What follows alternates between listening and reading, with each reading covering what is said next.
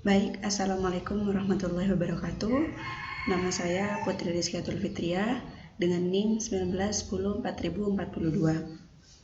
Di sini saya merupakan mahasiswi semester 5 Ekonomi Syariah Universitas Nurul Jadid.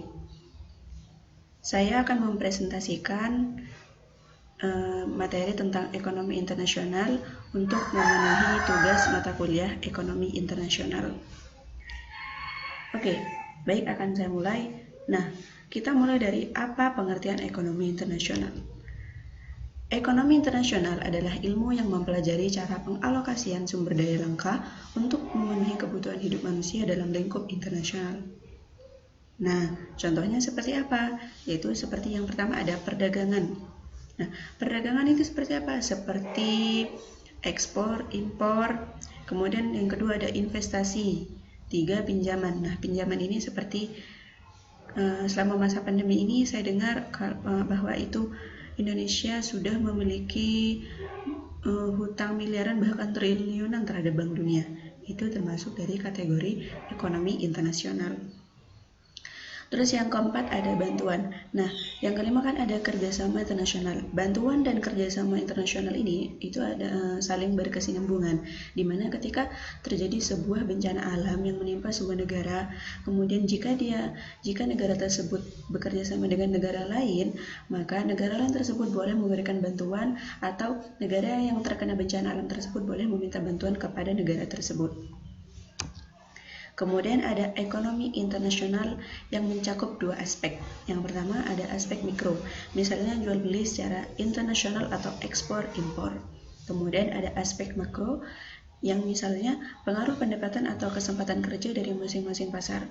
Nah, masing-masing pasar memang memiliki pendapatan serta memberikan kesempatan kerja yang berbeda, karena untuk menyeimbangkan antara pendapatan dan pengeluaran.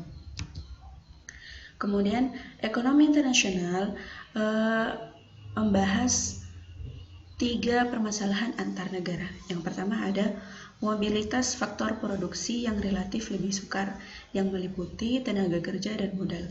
Nah, tenaga kerja dan modal merupakan salah satu permasalahan, sehingga itu diangkut menjadi permasalahan dalam ekonomi internasional. Kemudian, sistem keuangan, perbankan, bahasa, kebudayaan, serta politik yang berbeda. Nah, memang sistem keuangan dan lainnya dalam seluruh negara yang ada di dunia itu memang berbeda, karena memang ada tradisi, memang kebiasaan setiap rakyatnya itu memang berbeda. Kemudian ada faktor-faktor produksi yang dimiliki berbeda sehingga dapat menimbulkan perbedaan harga dari barang yang dihasilkan. Nah, jelas sekali bahwa di setiap negara memang faktor produksinya memang berbeda. Alasan memproduksi setiap barangnya memang berbeda. Kemudian yang terakhir ada mengapa suatu negara perlu berdagang dengan negara lain? Kenapa negara perlu bekerja sama secara internasional? Nah, ini jawabannya, yaitu berdagang dengan negara lain kemungkinan dapat memperoleh keuntungan. Pasti, keuntungan harus didapatkan, karena jika negara tersebut sudah tahu akan mendapatkan kerugian, kenapa kerjasama masih tetap dilanjutkan? Kemudian yang terakhir, sekian, terima kasih. Mungkin jika ada pertanyaan bisa diketik di kolom di bawah, di kolom komentar. Nah, terima kasih untuk kesempatannya, terima kasih untuk waktunya, dan silahkan beri kritik dan saran bagi presentasian kali ini. Sekian, terima kasih. Wassalamualaikum warahmatullahi wabarakatuh.